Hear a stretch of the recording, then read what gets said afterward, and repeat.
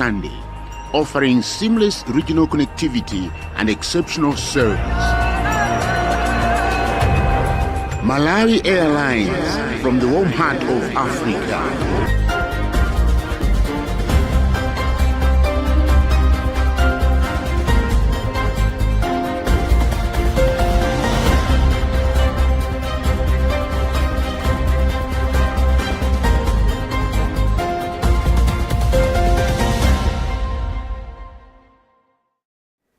You're watching Luntha TV, and it's time for our 7:30 news bulletin with me, Tandu and Samara. First, the headlines.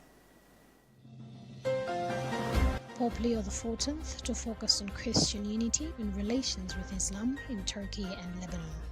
Government legislators push Constituency Development Fund bill to Legal Affairs Committee for further scrutiny. Court shifts Tumpem Daya trial to January as state and defense weigh in on sensitive testimony from first witness. And in other news, soldiers seize power in Guinea-Bissau and detain the president. We do have the details to these stories and more, to stay with us.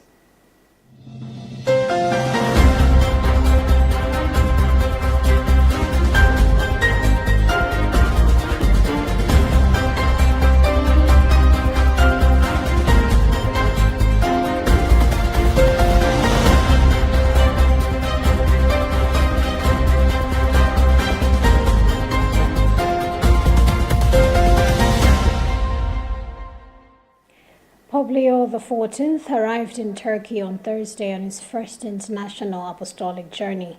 The wide-ranging trip, spanning historic ecumenical encounters, deeply symbolic gestures of prayer, and pastoral visits to Christian communities under pressure, is expected to highlight the Pope's priorities of unity, peace, and encouragement across the region, marked by both ancient faith and present suffering.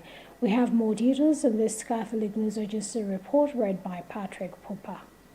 During his flight from Rome, the Pope told reporters that he hoped his trip would be an occasion to proclaim how important peace is throughout the world and to invite all people to come together to search for a greater unity, greater harmony, and look for the ways that all men and women can truly be brothers and sisters.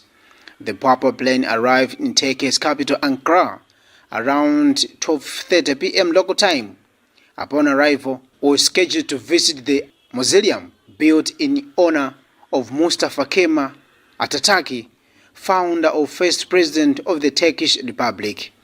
He would then travel to the presidential palace for a meeting with the President Recep Erdogan and an address to authorities, civil society representatives, and the diplomatic corps.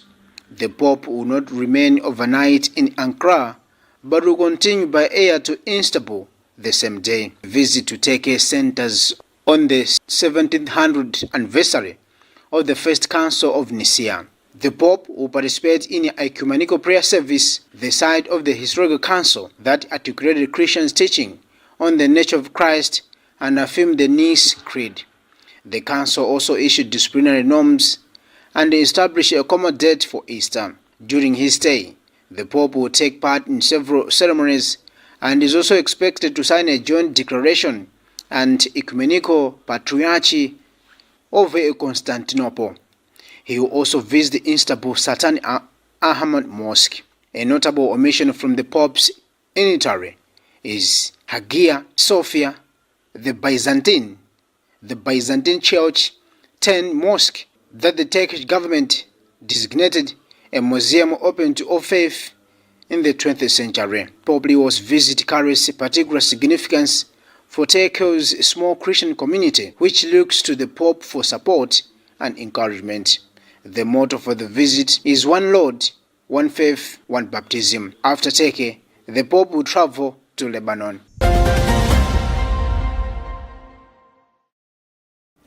Newly elected Catholic members of Parliament have been tipped to anchor their leadership in moral duty and national transformation. Speaking at the orientation of the Catholic Parliamentary Liaison Unit, Pastoral Commission Chairperson from the Malawi Conference of Catholic Bishops, MCCB, Right Reverend Bishop Alfred Mateu Shaima, reminded the MPs that their mandate comes from the people and that they must honor what that trust through faithful and selfless service. Jacqueline Saidi has filed this report. Speaking during the interfaith meeting on Wednesday evening, the Bishop Chairman for Pastoral Commission, Right Reverend Alfred Mateu Shaima, reminded the MPs that their election was an act of trust by the people of Malawi. Bishop Shaima emphasized that the country continues to face serious economic challenges as reflected in numerous development and poverty indicators. He then urged the Catholic MPs and all parliamentarians to commit themselves to transformative leadership rooted in service, accountability, and the common good. As a church, we expect them to serve the people, to serve the people, and more especially consider the poor. And looking at where we are as a country, everyone of us knows that we are a country that is struggling economically at the moment. Speaking on behalf of Catholic parliamentarians, Mulanje West legislator Patricia Kaliati reaffirmed their identity as Catholic MPs. She pledged their commitment to uphold the teachings and values of the Church, to work hand in hand with the Catholic community, and to serve the nation with unity and purpose. We are going to respond, and also in relation to what the Church is looking forward for us to do. And we are going to oppose in relation to whatever the Church is telling us to do, not just opposing or not just saying it, but what is it that the Church is looking forward for us to do in Parliament. The Church has since encouraged the Catholic legislators to remain God-fearing and to carefully consider the moral weight of every decision made in Parliament, decisions that impact the lives and livelihoods of millions of Malawians who depend on them for responsible leadership. In the current cohort of lawmakers, 36 members of Parliament are Catholics, including 7 who are serving as cabinet ministers. For Luntha Television, this is Jacqueline Saidi. Government lawmakers on Thursday pushed for a private member's bill to be sent to the Legal Affairs Committee, arguing that thorough consultation with stakeholders is necessary before Parliament proceeds with debate. The Legal Affairs Committee chairperson, who's also a DPP Member of Parliament from Mulanje North, Gilbert Konyongwa, said the committee has already invited key stakeholders and will have a report ready by Monday. He explained that consultations are underway with the Ministry of Justice, the Ministry of Local Government, civil society organizations, and experts to gather their views and suggestions on the proposed amendments. Gift Kalonga has filed this report.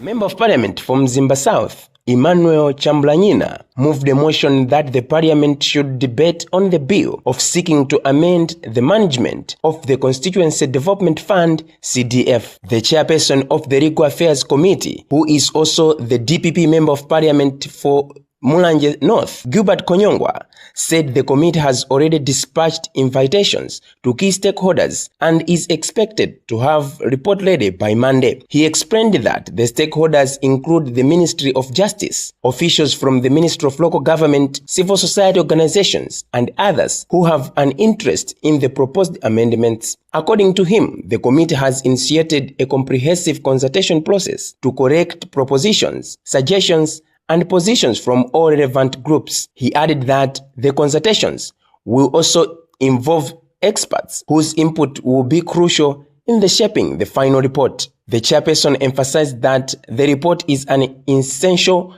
guiding document for the next stage for the bill, noting that broader stakeholder engagement is necessary to ensure the amendments are well informed. He said all submissions will be deliberated on before the committee compiles the final report to be presented to Parliament.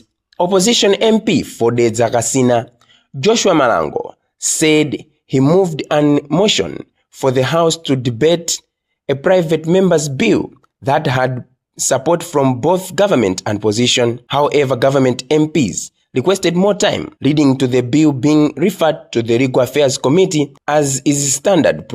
Opposition MP Fodeza Kasina, Joshua Malango, said he moved a motion for the House to debate a private member's bill that had support from both government and opposition. However, government MPs requested more time, leading to the bill being referred to the Legal Affairs Committee as is standard procedure. He said the committee has been directed to fast-track consultations with relevant stakeholders and report back to the full House, and they look forward to its findings. I moved the motion so that as today being a private member's day, we are to debate a bill which one of our colleagues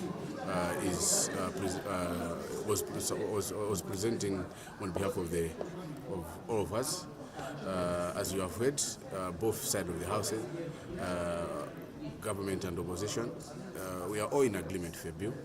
Just that our colleagues and the government side asked for more time so that we refer the bill to Legal Affairs Committee. It's one of the committees. Meanwhile, the Speaker has ordered that the bill should be scrutinized by Legal Affairs Committee before it comes back in the House during the Monday's Parliament sitting.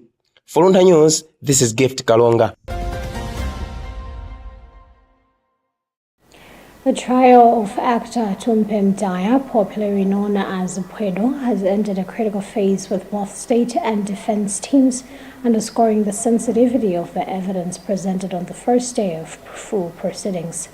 Earlier, the court had to order all journalists and members of the public to leave the courtroom to safeguard their identity and the well-being of the minor witnessed at the center of the sexual offense allegations. Judith Organ has filed this report.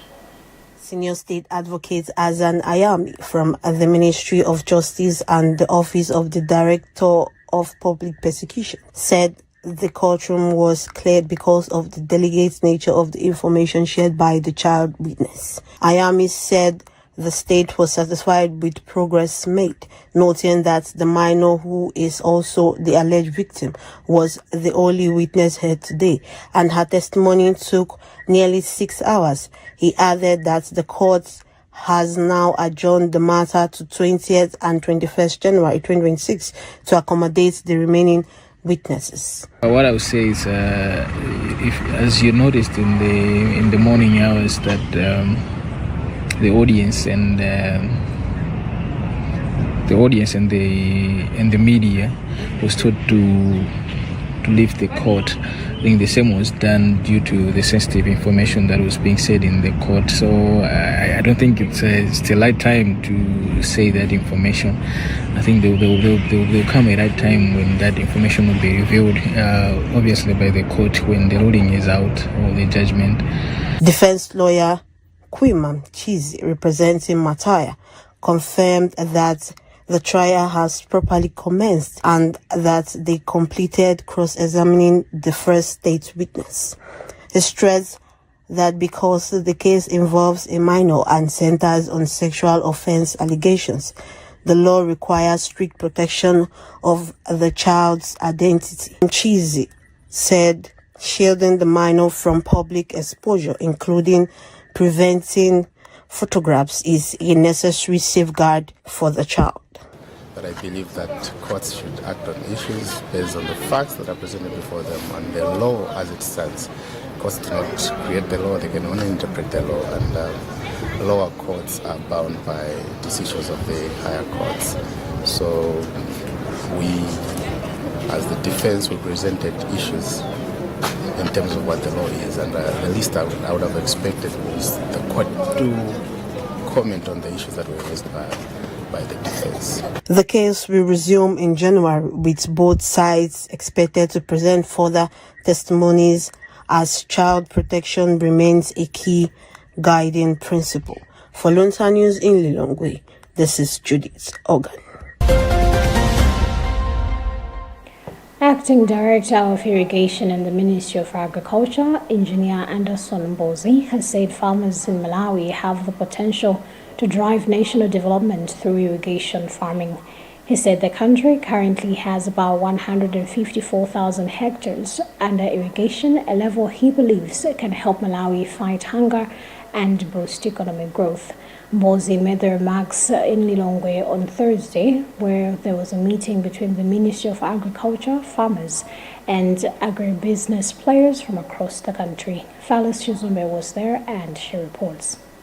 Mbozi said Malawi is making steady progress in implementing the irrigation master plan as the country moves toward expanding irrigated agriculture to boost productivity and support national development goals. Mbozi emphasized that the ministry is now prioritizing proper management of developed schemes to ensure farmers achieve maximum productivity and justify the huge investment made in irrigation infrastructure. Mbozi was quick to mention that low productivity among farmers has been driven by multiple challenges, including limited access to quality inputs, unstable markets, and weak supply chains. The farmers make sure that they should be able to have a planned farming practice, because some of the challenges that we have been facing, that our farmers are facing challenges to have a secure market, and also sometimes to get quality seeds, and also to have reliable input supply chain. So we are hoping that if you are to address the issue of the supply chain, the quality of the seed, and also the markets, our farmers should be able to achieve the maximum desired output that we are moving forward as a country. In his remarks, ADMAC CEO Daniel Makata said ADMAC is ready to partner with farmers in production of taking and value additional of commodities grown under irrigation schemes. He said the company is already processing cotton, rice, and maize and is revamping facilities for groundnuts and pigeon peas to ensure farmers benefit fully from what they produce. Makata said ADMAC will ensure that what is produced in the irrigation schemes finds a guaranteed market, supporting both farmers and the national economy. So as a country, this meeting for us, as ADMAC, for example, in particular, is an eye-opener to look at the potential that has been developed, invested in this country, that it's being underutilized. And this has opened eyes for not only us, but other off-takers and investors to come and partner the farmers in these irrigation schemes. Because we have been talking about production in this country, low production of various commodities, and we have talked about that we need to invest in irrigation. On the other hand, Mako Irrigation Scheme President Wachit Samuyawa said some of the challenges as a scheme they are facing is blockage of pipeline, among others. He said the irrigation scheme has benefited a lot of farmers in Chitipa as they are now able to plant twice a year. Farmers they are now enjoying because they are now able to plant twice a year, of which previously it wasn't possible for them because they didn't have an irrigation. So they are very thankful to the Malawi government for providing them with this irrigation development. Currently, Malawi is irrigating about 154,000 hectares, combining both commercial farms and smallholder irrigation schemes. Government hopes to increase the irrigated area to 202,000 hectares by 2030. Phyllis Chizumbe for Luntha News. Remember that you're watching news coming to you live from Bishop Nevi Media Center, and today with me, Tandy Wemzamara. Before we proceed, let's have another look at the headlines.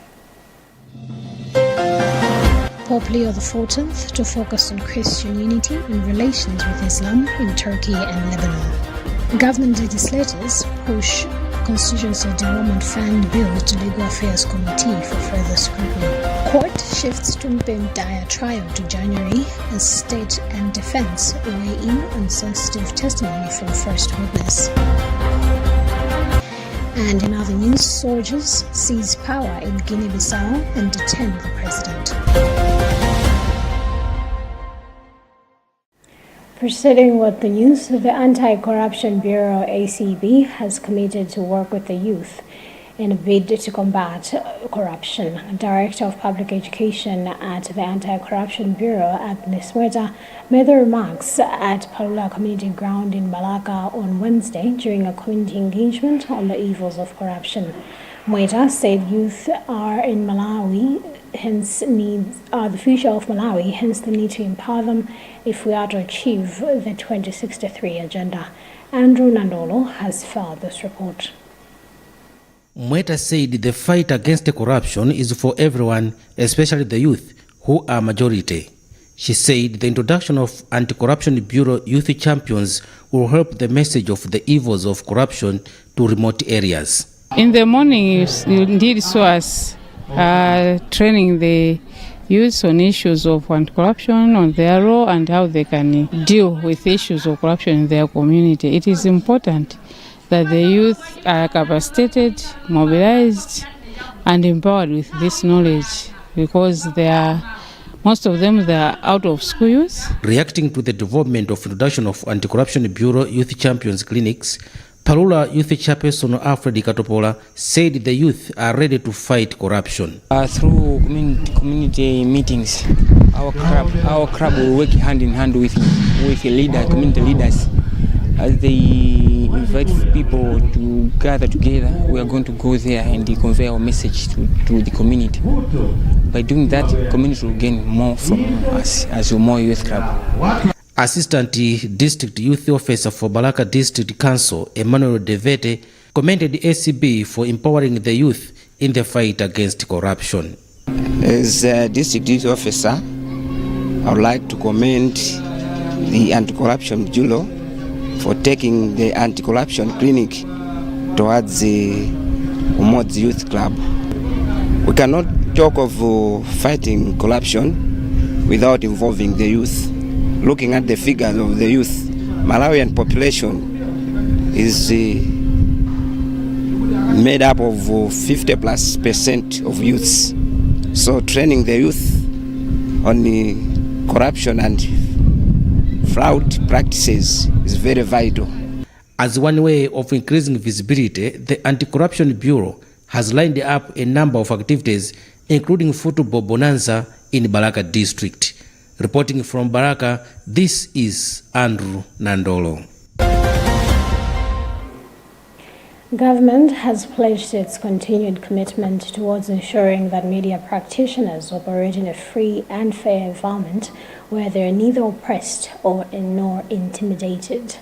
Minister of Information Shadrack Namalomba observes that journalism is a respected profession globally, yet in Malawi, many journalists continue to face oppression and are often undervalued.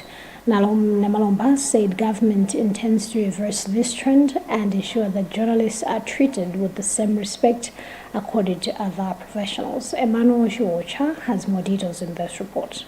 Namalomba emphasized that Malawi is in the 31st century and journalists must be allowed to work freely without intimidation. He added that the government remains committed to protecting and valuing the press.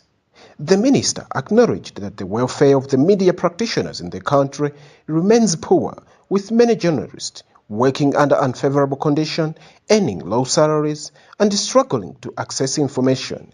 He said the government intends to address these challenges to ensure a free and fair media environment. We are rich in terms of the networks that are there, but this is a pledge that we are making to the nation to facilitate that while we are working on the welfare of the practitioners, we are also going to make sure that we capacity building initiatives, capacity building opportunities are also we are also making them available, and we are pushing for them, making them available. We want by the term of our office, we should have said, I think we came, and this is what we did, and we look at the media practitioner and said, I think yes, we made a contribution. Namalomba further urged journalists to uphold professionalism by producing factual stories that promote development and unity rather than divisions. He reaffirmed his ministry's commitment to improving the welfare of journalists and urged media houses to ensure that their employees are well supported, while calling on all stakeholders to stand and support media practitioners. In sports, Minister of Youth and Sports Patricia Wiskesi has applauded Sidco Malawi for its long-standing commitment to sports development, saying the company's investment in the Malawi Open Golf Championship is a powerful example of how the private sector can help grow Malawi's sporting landscape. Wiskesi made the remarks on Wednesday at Idonga Golf Club during the official opening of the 2025 Sidco Malawi Open Golf Championship, an event attracting golfers from across the region.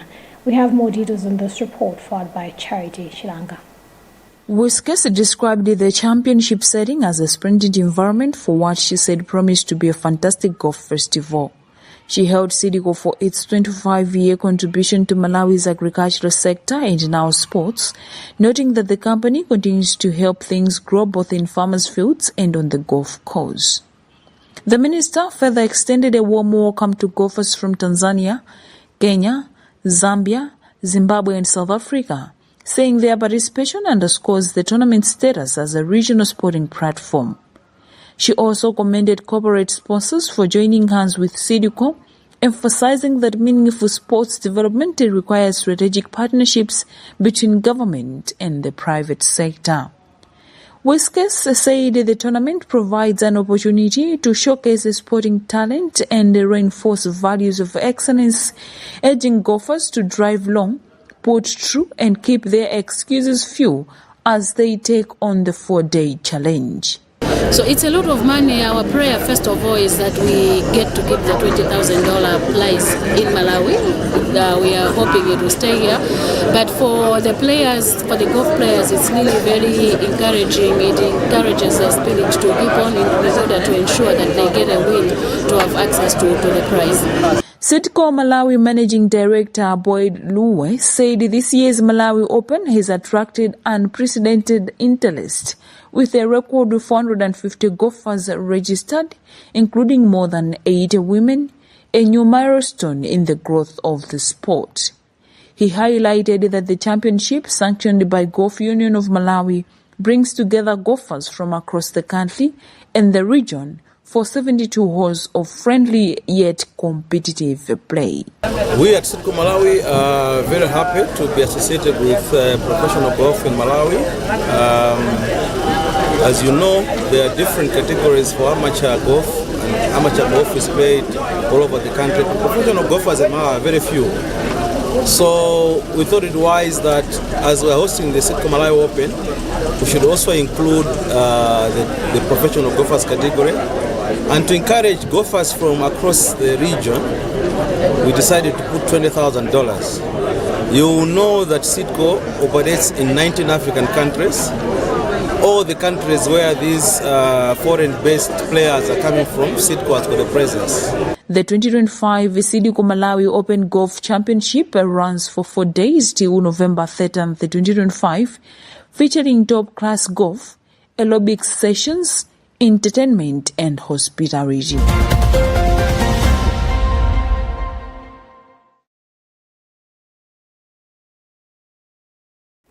Now, in other news, a group of military officers say they have seized control of Guinea-Bissau amid reports that the president, Umaro Sissoco Embalo, has been arrested.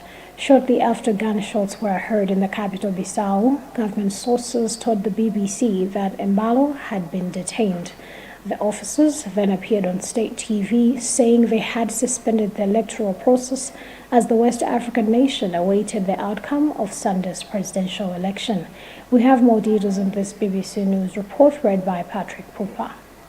The military officers said they were acting to thwart a plot by unnamed politicians who had the support of well-known drug baron to destabilize the country and announced the closure of its borders and imposed a nighttime curfew. Sandwiched between Senegal and Guinea, the coal-prone country is known as notorious drug trafficking hub, where the military has been influential since independence from Portugal in 1974. The election results were expected on Thursday. Both Embalo and his closest rival, Fernando Diaz, had claimed victory. Diaz was supported by former Prime Minister Domingos Pereira, who had been disqualified from running. Late on Wednesday afternoon, Embalo told France 24 in a phone call, "have been deposed." Government sources have since told the BBC that Diaz, Pereira and Interior Minister Boche Kande have also been detained. The punchists have taken Army Chief Gen Biang Nathan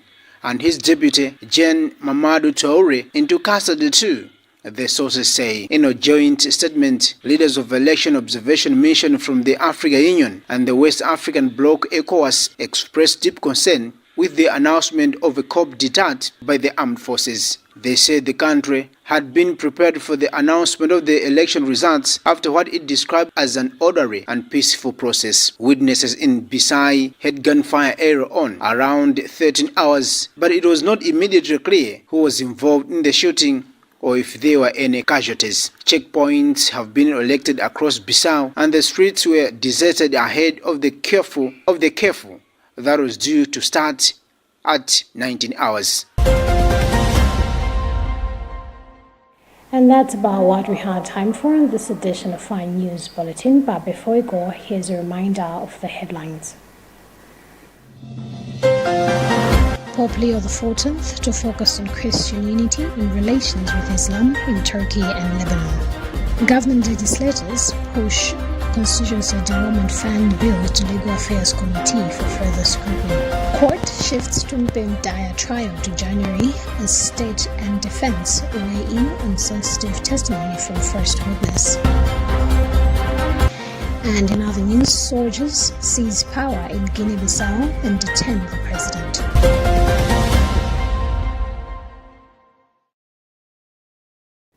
My name is Tandy Williams-Zamara. Thank you for keeping me company and do continue following the rest of our programs right here on Luntha TV. Goodbye for now and do stay safe.